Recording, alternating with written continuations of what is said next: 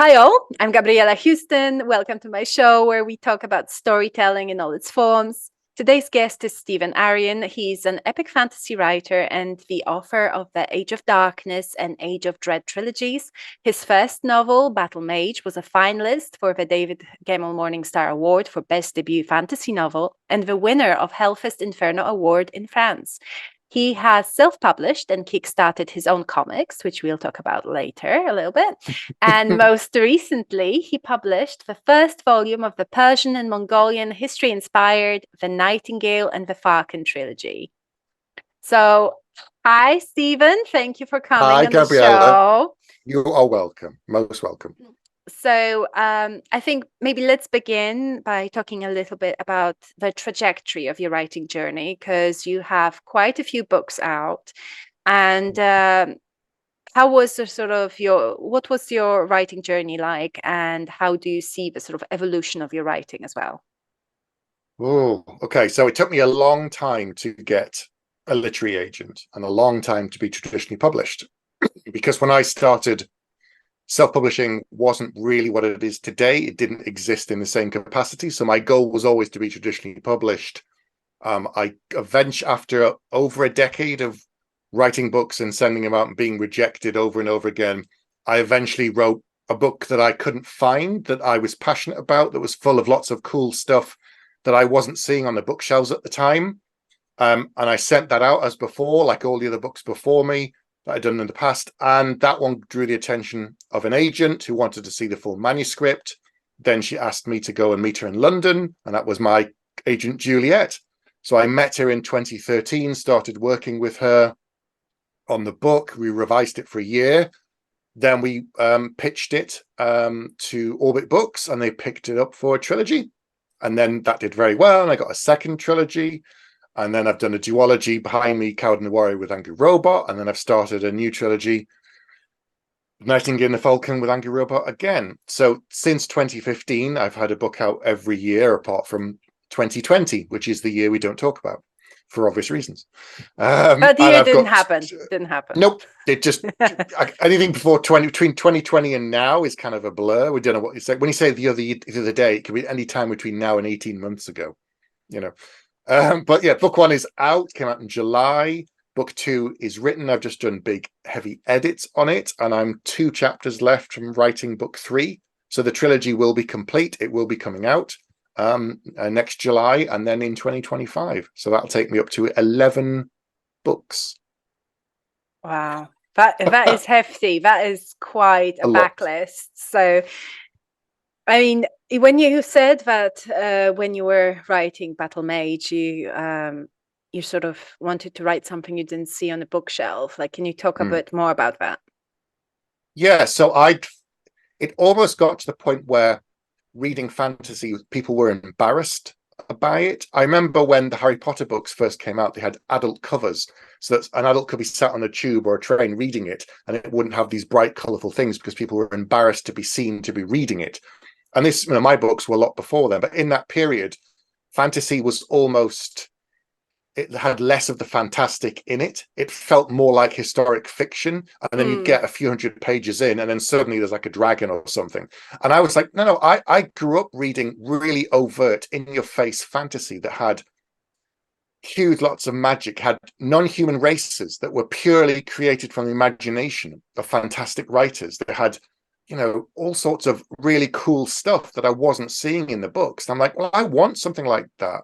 So it's called Battlemage. It's kind of self-evident in the title that it's got these mages that are a dying breed, essentially, but they're extremely powerful individuals that can decimate an army if they're not opposed. And so I wanted something like that. I created some non-human races of my own, just kind of playing around with ideas and how would they evolve and where they come from. And I put loads of stuff in like that. And I packed the book with all the stuff I couldn't find. And it seemed to. It's all about the comfort reads of like a lot of people who got into fantasy young as well. Like, and you kind of, there's a real sort of escapist comfort in that as well. Like, yeah. Oh, and it's strange that there was this period of time, and I mean, I think it's kind of it's gone away really. Yes. Yeah. where people were feeling ashamed of it. It's like a guilty pleasure. It's like, well, why is any pleasure guilty in this respect? You're reading a book, you're reading a story. I mean, some people are still very sniffy about fantasy, but back then I think it was a lot worse. Now, I'm sure there were some books coming out in that period that I just wasn't able to find. But equally, I was getting books from my local library, and I lived in a little town that didn't have a huge library. So it was what was available to me as well. So it wasn't just a case of I wasn't reading everything. I couldn't afford to read everything too. So yeah, there was more embarrassment then about fantasy. Now the geeks have won. Now there's fantasy TV shows and films have dominated the box office the last 15 years, earning billions of dollars based on comic books. You couldn't say you were reading a comic book 20 years ago. 20 years ago, nobody knew about Wakanda, apart from us comic book nerds. Nobody cared about Black Panther. But now it's all very kind of, oh yeah, we all know about that. And I'm like, I did, but I was weird. Yes, the weird kids and the nerds and the D&D players, we knew all about all of this stuff when we were kids. So I just wanted cool fantasy, and we've got it now. We've had it for the last 20 years or so, probably. But it's changed. Definitely, fantasy has evolved. The thing is, like, while you sort of held to the kind of epic element of a sort of fantastical writing, like your writing has evolved over time. Like, how do you see that evolution? What do you think? In what ways do you think your writing's changed and your focus as well? How has that changed? So to begin with, when I was first writing that first trilogy, I wanted to do something very, very different and yet modern and yet honor the stuff of the past. And once I'd done a kind of scratch that itch, I get bored very, very quickly, and I never want to write the same thing twice. So that's another reason I'm constantly pushing myself. So my first trilogy was an atypical trilogy because the books are all connected. They're all sequential and they follow on from each other, but they don't have the same main characters in every book. And they're different subgenres within fantasy. So the first book is very much a war book, and it's huge, and it's like a First World War. And then the second book is much smaller, quieter story, and it's a crime novel, and there's a serial killer, and there's police, and there's criminal families. And then the third book is like a post-apocalyptic horror on an abandoned city on the edge of the world. Like Cthulhu monsters crawling around and stuff. And so I was playing with the structure and playing with the form. And so some people like the fact that it was not a typical fantasy, and some people don't. And so then the next time I did something different again, I wanted a big epic story. So it spanned 3 books. And once I'd done 6 books that were heavy with magic, I'm like, for now, I'm kind of done with heavy magic. So when I did the Quest for Heroes duology, I was playing around with the quest trope, which I grew up reading about. The farm boy goes out on a quest and becomes a hero and a great king and all the rest of it. And I was thinking about that. I was thinking about a modern twist on it. I was thinking a lot about society, as I always do, that comes through fantasy. It's all about, the best fantasy for me is about holding up a mirror to our world and telling a story through a lens that's slightly askew. And so with The Coward and the Warrior, I was talking about a lot of stuff that was bugging me, as well as writing a fantasy adventure story. So some people just said, oh, it's a really great quest story, and there's monsters and there's a hero and blah, blah, blah. And I'm like, yeah, great. And then some people said, I get that it's also about what is the nature of heroism. Yes. And then some people have said, I can see you're actually writing about how we hold up celebrities and heroes in the media and how we treat people. And there's the truth versus propaganda, and there's fake news, and there's celebrity culture. And I'm like, yes, all of that is in there too. So, people read for different reasons. It's definitely, I think people have like, because people's focus and people's sort of context is different. They listen to the story in different ways. And I think a lot of storytelling kind of, in traditional meaning of a word, was directed towards all the audiences, right? Like you would have the whole village around the fire telling a story, and the children would get something different from it than the adults did. I think that's a good parallel between your writing kind of and what you hope for like from your readers.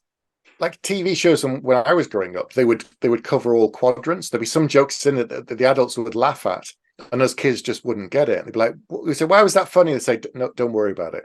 And it's the same with readers. Not everybody comes from the same perspective. Not everybody is coming to a story for the same reason. Some people just want escapism and an adventure, and that's what they'll get from my books.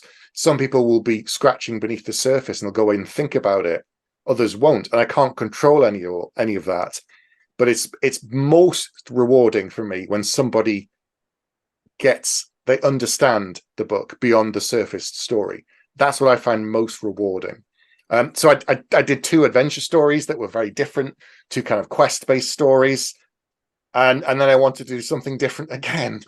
Yes. So we'll get to the difference in a moment, but I wanted to kind of dwell on the format of the stories, because all the books that you've done were longer stories. So they were, duologies and trilogies, and these days, there's even though the readers still have a real appetite, I think, for those longer stories, the publishing industry sort of pushes writers a lot towards sort of standalones with potential to develop into something else, which often is quite constricting for the writers who do want to write very longer stories. But how do you think that the kind of longer format affects your storytelling? That's a good question. Because that first trilogy was so atypical, I'm used to writing, I say short, they're still 120, 130, 140,000 word novels, which is short for fantasy, to be honest. A lot of them are a lot bigger than my books, remember. I think because I grew up reading both, I'm comfortable writing both types. I read a lot of Dragonlance books when I was a kid. So although I loved those. There you go. I so had there were all of them. So I started reading Dragons of Autumn Twilight and those. And that was the first trilogy, and then there was the Twins trilogy. But within the world, they'll be like, right, now here's a book about Flint. Here's a book about Tanis Half-Elven. Here's a book about Sturm. And you're like, oh, great. But it's all set within the same world. So you don't need to reintroduce everything like that again. So I was quite comfortable with that kind of approach. So with the Coward and the Warrior, the Coward kind of sets things up, and then the Warrior is in with the same world with some of the same characters. I don't need to reintroduce everything again, and that's kind of quite nice. How do you feel from actual technical storytelling element, when you're doing those long, very long stories with multiple characters and a long publishing break in between? How do you handle that? In terms of your readers' expectations, and how do you reintroduce them back to the story?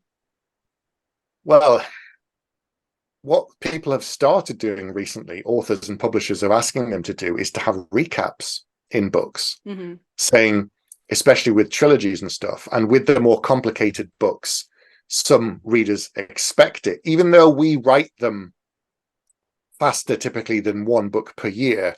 They're released, annually, typically with fantasy novels in a series. And so it can be a year or more for a reader between books. And it wouldn't have been for us, but for them, it's a lot of time. So I've actually started putting recaps from the Judas Blossom in books 2 and 3. There will be recaps now for the trilogy, because there's a lot of moving pieces and there's a lot of complicated elements to the story, because I'm combining history and fantasy and fiction and two. But most of the time I have massive will Bibles, so that's how I keep track of everything. That is a useful resource even for shorter stories, I think. But in terms of not just a recap, but every book has an arc, and you have this sense of kind of hitting the right beats in the storytelling, right? You have to build the pace, you have to build the tension, especially. You can't have a book that's all tension, because then it's not effective anymore. You have to have a little lulls and dips and moments of peace. But when you have a story that is told across 3 books, how do you handle that? Because maybe you finish 1 book on a bit of a cliffhanger in order to entice the reader into purchasing volume 2, right? So usually, yeah. So how do you reintroduce the tension in that sense? Do you think about it in those terms? Do you try to think about them as more kind of self-contained? sort of stories that follow the like larger arc, but in terms of individual storytelling, like how do you approach that?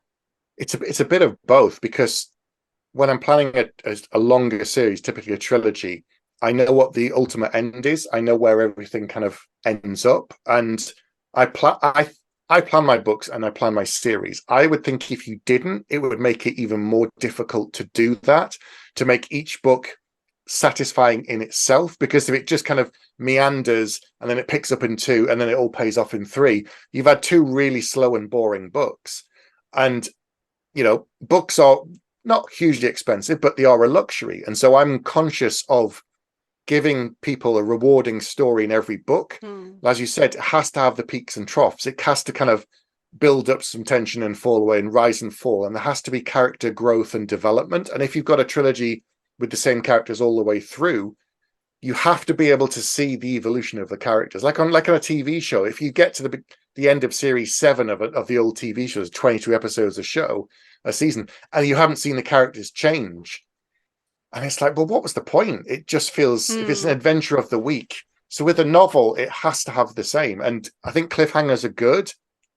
I think leaving a lot of unanswered questions is also good. It doesn't have to be dun dun dun, what happens next, find out in book 2. But you can have little things in place that will make people kind of scratch their head and say, well, what was going on with that? Or I don't understand this, or there's a mystery around that. And I'm like, yeah, well, not everything's going to be answered in book 1.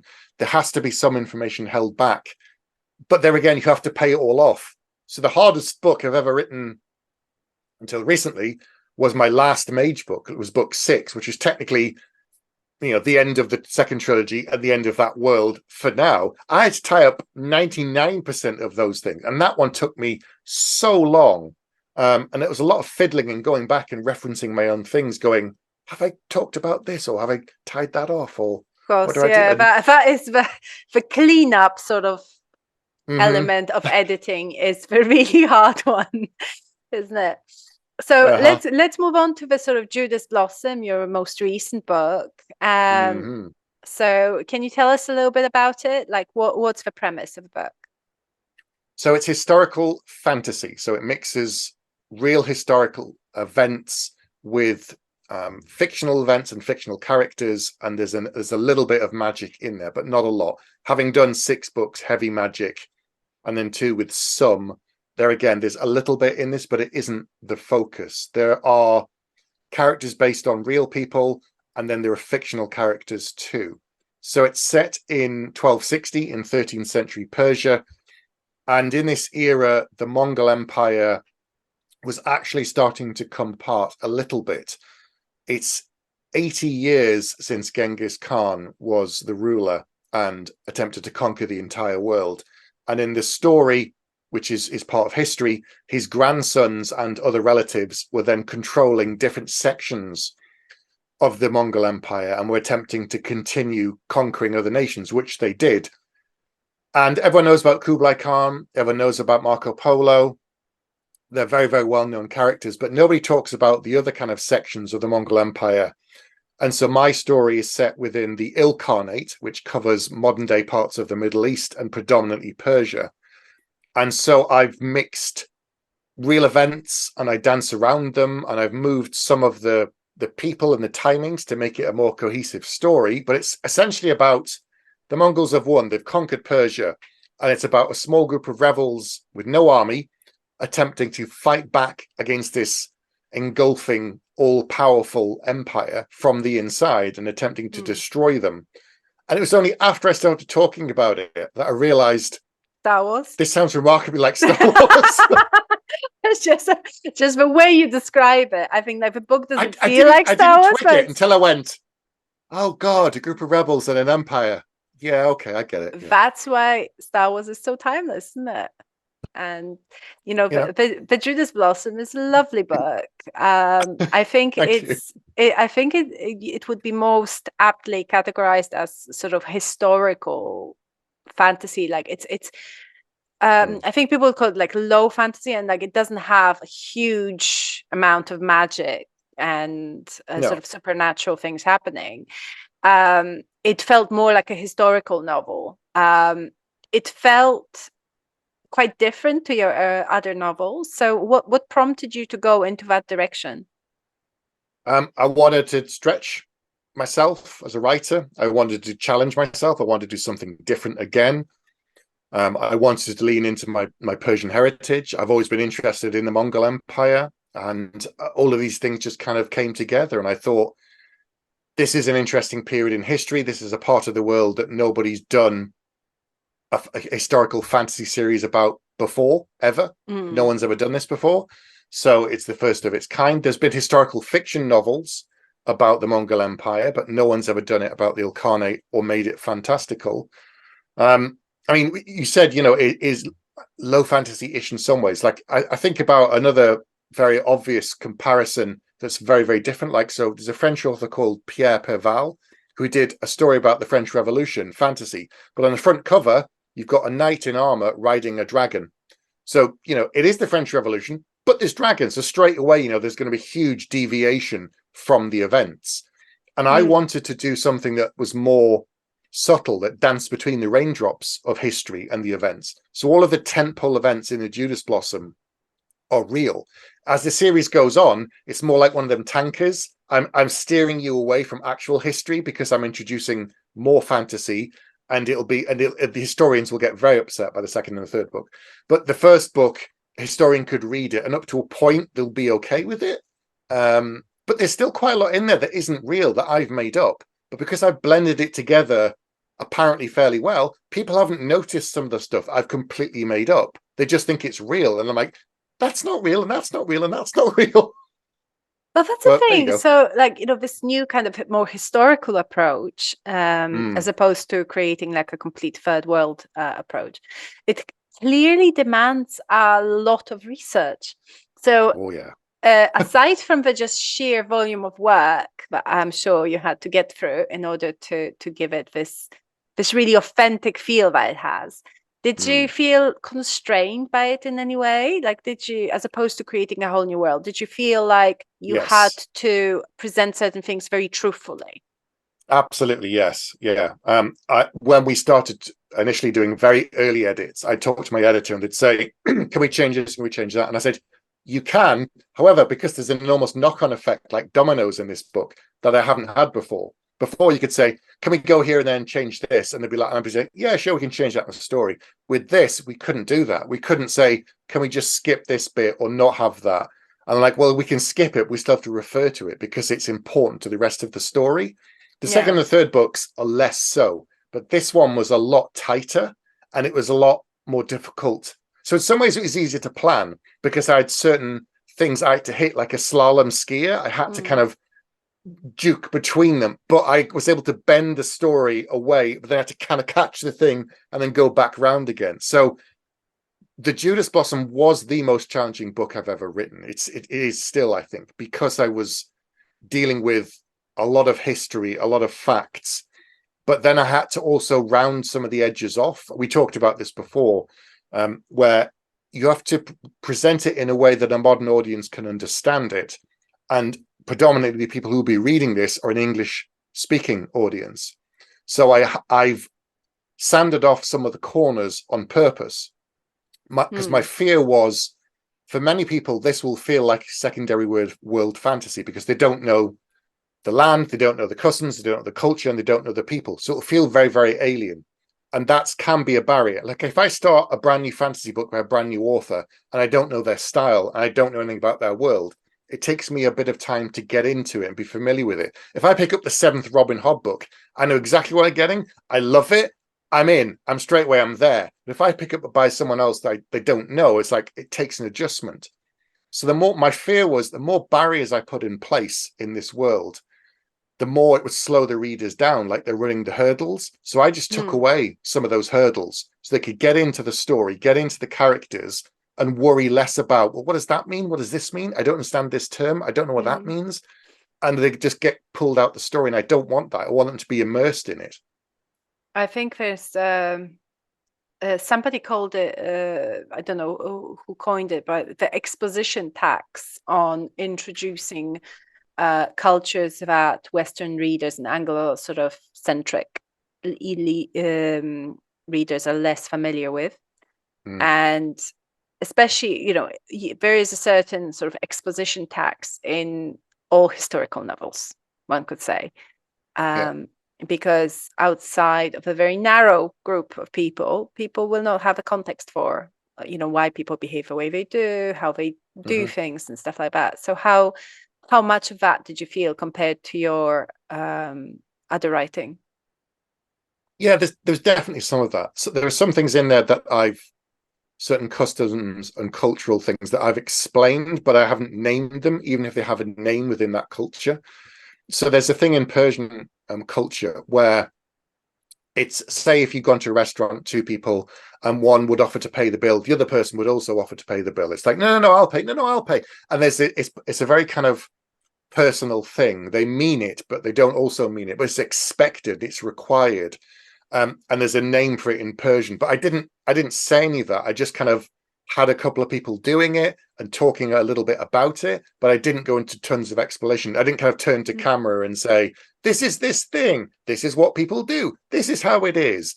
It was just kind of part of the everyday. I feel like a lot of cultures that are like non-English speaking cultures have that like, I'm paying, and like, fighting for the bill. They take it to the extreme. The Persian people will just take it to the absolute extreme. They're just like, it's so kind of no. Like we've done it before, where someone's gone to the toilet and we've paid the bill and come back, because you don't argue about the bill. Yes. When the waiter comes, it's already been taken care of. Like, what? No, because it's just not worth the hassle of doing it. So I've done that before, where I've gone. Yeah, there's cultures that do that, and then there's cultures where you kind of, some people like hide under the table or be like, oh, I missed it. Oh, I haven't got my wallet. Oh no. Yeah. So a little bit of addressing that kind of stuff. When it comes to sort of writing book that is based in sort of, this part of sort of Persian history, you don't, generally speaking, talk a lot about your dual heritage, except that, more recently in the context of this book. Did you feel like your personal story was something that you wanted to get out there specifically, or was it like an important part of the book's story, or did you feel like you were kind of forced into talking about it in a kind of to explain why you dared tackle the subject? Well, there's a lot of stuff to do with own voices in fantasy literature in particular, saying that only certain people from a certain background should write a certain type of character, which I don't always agree with. I think sometimes you should be able to write other people than yourself. Absolutely true. But because I have this knowledge and this background, I was perhaps able to write it more convincingly than other people who don't have that background in history. They could do the research, but if they don't understand like the little cultural ticks and the little kind of other bits and pieces, I think someone reading that who has a little knowledge of the area would get tripped up by it. So someone who is familiar with Persian culture and Middle East and any of that kind of stuff will find things that are familiar in there that I don't draw attention to. They'll giggle and smile at certain things. So I wasn't pressured into revealing it. I wasn't pressured into doing this story. There's a lot of stuff in the book with the characters about finding their place, about finding out who they are and finding their destiny and what they want to do with their lives. And I think that is universal. The fact that I have heritage from two parts of the world plays into that a little bit. I think we're all searching to find our place. So there's some of that in the book, but it's something that I've been playing around with doing for a long time. And I don't think I could have written this book 10 or 15 years ago. I don't think I had the maturity. I don't think I had the knowledge, and I don't think I had the experience of being in the world to be able to do it and to do it well. I could have tried it, but I think it would not have been nearly as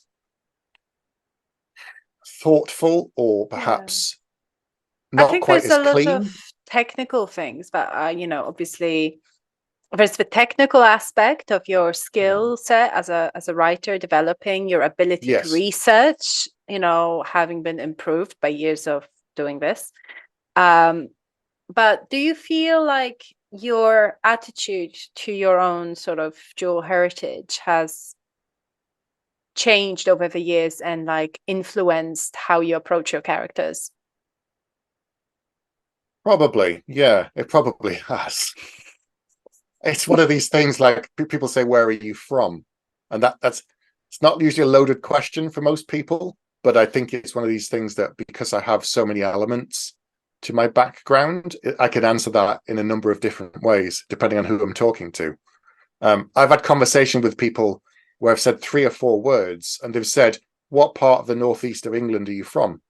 Because they know I'm from Geordieland. They're like, "Oh, where are you from?" Straight away. They can hear the accent. Whereas most people say I have no strong accent. They don't know where I come from. They can't pinpoint it. I don't have people in the south have no idea where I'm from, but people in the north are usually a bit more clued in. They can usually hear it. If you go abroad, people will probably work out that I'm English or British, but I've been mistaken for Australian. I've been mistaken for, Canadian. It's just one of these things that, depending on who I'm talking to, my answer can change depending upon the situation and the environment. I'm kind of a cultural chameleon in some ways. Yeah, I get that. It's the reason I ask is that because people have often I come from a very homogenous country culturally, right? So it's not as homogenous as people like to make it out, but the way we the way I grew up, and I was born sort of beyond the Iron Curtain. So there Yeah. wasn't like a lot of migration going on until much later. And so when I came to this country and I met a lot of people with sort of dual heritage, mixed heritage, and their attitude towards that is always has a level of complexity to it. And, obviously there's people who have an issue with part of their own heritage sometimes, where they have complicated feelings about one of the cultures that they were brought up with.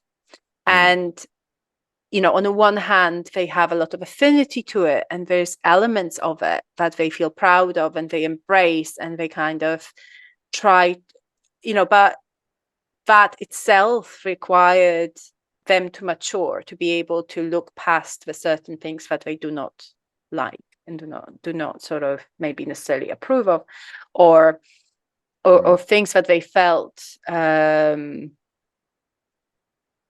more on the outside, like the sorry example, like people's attitudes towards mixed heritage, I think, really changes on context. So the way you might have been experiences you might have had growing up will be different to how people perceive you now as the author of a Persian inspired novel. Did you find that jarring at all? Did you think like that might have like overly influenced how people read your book? Most people had no idea, and some people take an interest in the author, and because of the advent of social media and everything, we think that everybody does and that readers do. A lot of readers don't care, and they don't look up the individual, and they don't read about the individual.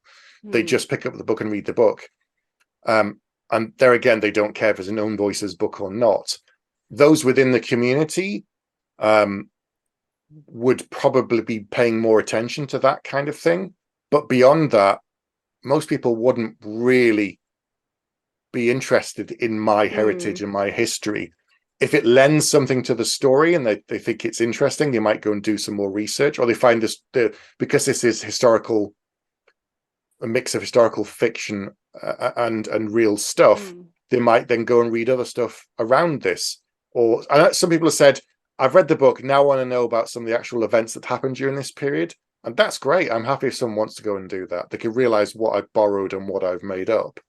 But I think there's sometimes a lot of pressure within publishing to announce this sort of stuff, to declare you belong to a certain number of groups. And I think some people see it as positive and some people see it as negative. They just want to read the book. Yeah, I think it can feel jarring. Like I remember the first time I was asked in the context of my debut novel, and I was asked by someone I was working with, and they like preambled it in this kind of like, oh, I hope it's okay to ask, but are you Polish? Are you like, do you have a link to Poland? And I honestly, my first reaction was my heckles like rose. I felt like a little defensive. I was like, yes, I'm Polish. And because it was the first time since I arrived in this country that this question was asked of me in a positive way. And when I realized that this was seen as a plus, as a selling point for my novel, I kind of, part of me saw the possibilities, but also it's really strange how I thought how that attitude to the storyteller changes sometimes in people's eyes, depending on their background, who the storyteller is, right? Because from my perspective, I like the words on the page to be kind of, like I don't want to be seen. I don't want to be visible on the page. It shouldn't be your story necessarily, even though it's not your world or your voice. I think when we first start writing, anybody, we're writing about ourselves, even if we don't realize it. My early books, people have read them and said, well, that's you writing about so-and-so, that's your friend, that's a bit of you. And the further I went on, all my trunk novels, after a while, people stopped saying that. Like, the question authors often get asked is, which of your characters is most like you? And my answer these days now is, well, all of them and none of them. They're all me because I created them all. They're all a piece of me. But in terms of which of them are most like me, none. Not now. They're not like my friend, my brother, my sister, my wife. They're not like any of them now. But to begin with, we write what we know, what is familiar, what is surrounding us. And it's only after a while we start to accumulate, having met enough people, that we're able to create something that isn't like obvious. We might do analogues of a stereotype of person, but it's not necessarily that particular individual off the news, off the TV. Of course. That comes with experience. I think it comes with age.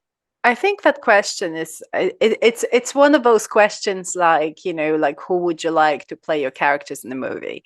Like it's just it's a little soundbitey because, and it's intended as that, I think. But the truth is also that like our self-perception often has so little to do with how other people perceive us. So, you might say like, oh, I think I'm like this magnificent person I wrote about, but in reality that might not be as close to how others see us as of that. So I always feel a little embarrassed, like, when people were asking me with my debut novel, like, are you like Myriad? Are you like, and I was like, well, I would love to be like her, like someone who can stand against like, community pressure and who will like just have this unwavering like strength and drive, and like, I'd love to be Myriad. Like I'm not, I hope I can one day become like her. If the situation comes up. But it feels somewhat presumptuous to just assume that that's how people would perceive me, So I think there's an element of that. Definitely. Going back to sort of how you structured the book and how you actually chose the context of it, like, what drew you to this historical period specifically? Like, not just, I don't mean just the pre-industrial era, but like you started the first book, the Judas Blossom, out of a point of a catastrophe. Like the catastrophe has happened. Yep. Like, so what drew you to that? So I've done books about wars where people are invaded and we see what the effect is, but I wanted to do a story about what happens after. So it's not a spoiler because this is part of the history and part of the story. Persia has already been invaded. They've already fought the Mongols and they've already lost. There is no army. The army is gone. So how do you then fight back against something like that when there is no army? What are your other choices? And that kind of led me down some interesting avenues of thought. Well, saying, well, what would you do? How would it work? I've done the big armies thing. I've done stuff like that. But when there is not that, you have to find another route, another path. And that's a different kind of story. I've done bits and pieces with spies and espionage before, but there's more of that in this book because it's more about fighting back from the shadows and finding subtle and other tools to fight back, like economic tools in some ways sometimes, because armies march on their stomach. They can't operate without a vast network behind them. And the Mongolian Empire was kind of known for being just this fantastically structured sort of endeavor, isn't it? With all of its brutality that you would think would go hand in hand with some kind of chaos element. It was not that at all. It was vast empire. But it also meant they were very fast moving because of their horses and how fast they could travel. But whilst all this, so this is history and this is fact too, whilst all of the warriors and the Mongols and the Khans were off waging war, without the women doing back what they were doing back at home, they couldn't have gone to war because they had to keep all of the industry going to produce money, to fund the army, so they can have the war, to produce the food, so they can keep the weapons and the armor and the horses and all of that stuff. Without all the women back in Mongolia and Persia and all the rest of it, there was no war, there was no army. So, and that's there again, that's a different kind of story and a different kind of approach. So in this historic period, the 13th century, women were not equal. We were talking about context. Women were not equal citizens. But by the same token, they were doing a lot behind the scenes that people weren't supposed to know, or they probably weren't talking about, but they did it because it's historic fact. And so I wanted to play around with that idea again. So if someone has no idea about history and they read this book and said, why aren't there any women in the army? Be like, well, there wasn't, because women weren't equal citizens and therefore it wasn't possible.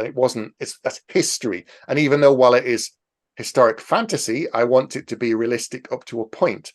But then there are other ways for many of the women in the story and in history of this period that had agency. And you definitely gave a lot of space. Like you didn't sort of... I think a lot of older sort of type fantasy authors, they just think like, oh, there would have been no women in this army, and therefore like women cease to exist in a book. And I really liked how you gave that other aspect, the empire running to your female protagonists, and how much space and how much thought you gave to their position, and how they would have run things given their position politically and kind of legally in the empire as well. But even so, one of the characters in the book, Hulagu Khan's wife, Dorcas Khatun, she's called a war wife, and she did travel with him. That's true. So even within her position, she's an elevated woman because she's the wife, one of the wives of a Khan who's one of the most powerful people in the empire. All of the generals and stuff would give her respect up to a point, but equally, in their eyes, she's just a woman. However, if he sleeps in her bed every single night and he talks to her all the time and he talks about the war and all the rest of it, she's going to hear everything that's going on in the army all the time. And I don't believe for a second that he didn't ask her opinion. Equally, she could have stayed at home. The rest of the wives did, and the concubines. They never traveled with him when he went to war, but she did. So why did she go? What was she doing when she was there? What was her goal? Why did she stay with him? Why did she put herself through all of this hardship? And then I start thinking about, well, she would have had opinions. She would have had thoughts. He would have confided in her. He would have asked her opinion. And eventually she would have known so much about war than a whole bunch of other soldiers, because she's lived through a bunch of wars with him and she's experienced it. She wasn't out fighting on the battlefield like he would have been. But I just started thinking, there again, she would have had so much to do and so much power within and a way to influence him and therefore influence the war. So it wasn't just the women back at home sometimes. Maybe especially so because she was seen as the exception to the rule. Was it? I can't remember if it was Genghis Khan's daughter or granddaughter, the famously strong fighter who basically refused to get married, and basically unless she was defeated in wrestling. In wrestling, Right? yeah, Yes. I know what you mean. I think it's And Kaidu's daughter. Yeah, so for an attempt, she would have to be given a horse. Mm-hmm. And she sort of didn't marry, and she ended up with like thousands of horses. Something like that. But I thought, like, when I was reading about it, I thought that like the reason why she was appreciated for those characteristics, for how she was because she was seen as exception to the rule, so she was not seen as a threat. Yeah, in a way. Yeah. She'd wrestle the men and she'd beat them. And I'm thinking, well, you know, if they can beat her, then they're worthy. And that's that kind of earn it. They have to earn it, which was so weird. Whereas before they wouldn't have to do that. It wasn't required. But she was meeting them on their own grounds. She wasn't saying, right, you have to do something that I'm really good at that you're not good at. I'm going to do something the same as you and beat you every single time until I meet someone who's better than me. And then at that point, she's like, right, you are technically better than me at wrestling. Now I'll consider something. Which is just so alien in that period. Always a solid basis to a good marriage, isn't that? Like, okay. Can you beat me in wrestling? Therefore, well, all right then. Well, then we'll think about going on a date. Yeah. You know. So, you know, you were saying at the beginning that like when you start your career, like being traditionally published has always been a goal. But I know that you have been eyeing sort of hybrid opportunities now, and like, how do you think the industry is changing in that sense, and what opportunities do you think it provides for storytellers? I think traditional publishing is slow to react because the size of the businesses usually involved are quite vast. We talk about the big five publishers, and they've all got sub imprints and so on. But at the end of the day, they're huge machines.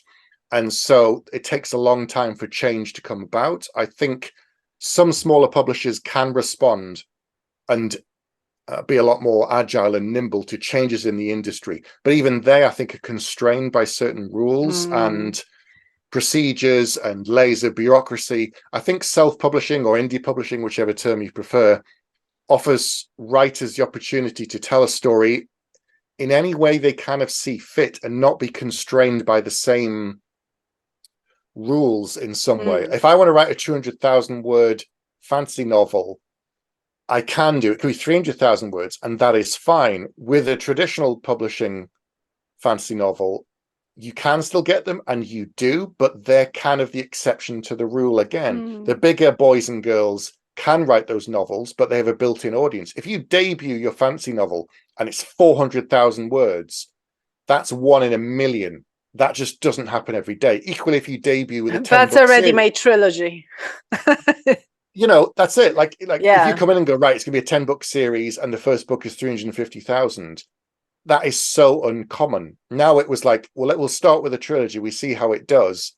And if it does well, then we might give you another 3 books. So if you think about Adrian Tchaikovsky, his first series, Shadows of the Apt, is 10 books.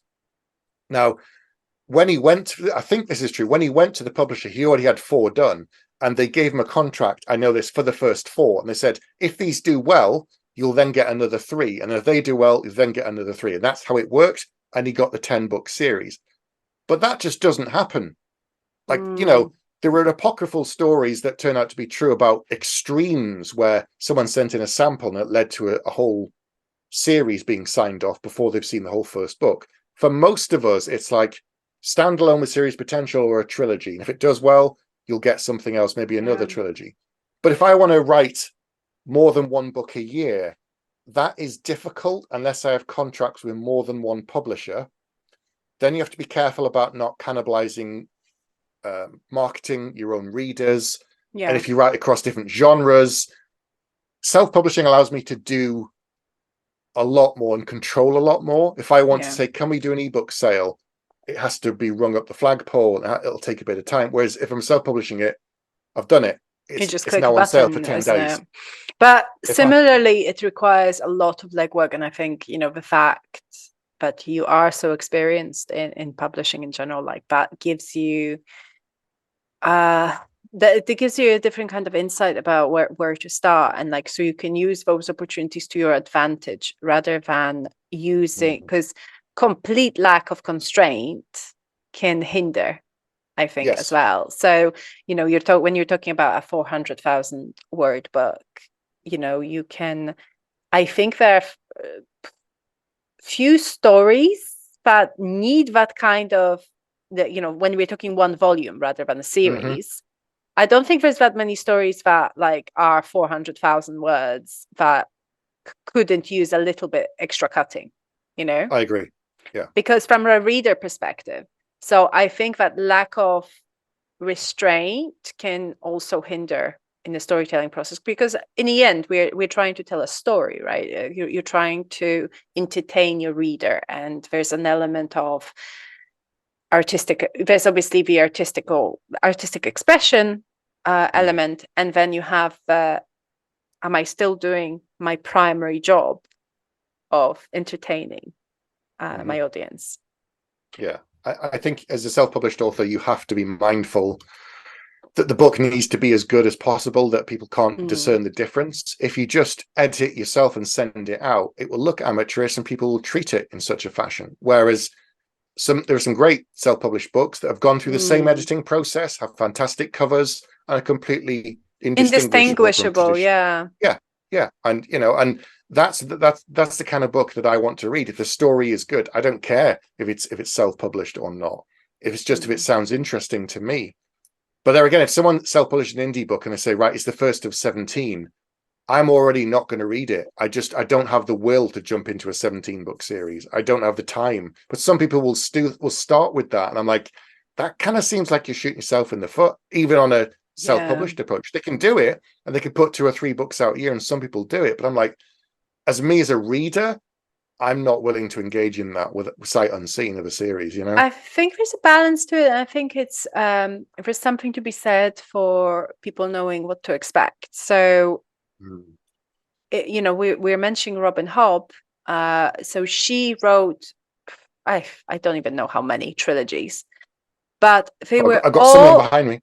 yeah, like they all contained stories. So you Yes. did even though they all link up, and they link up beautifully. And like, if it's fantastic from like technical standpoint, how she sort of drew all those stories together in the end.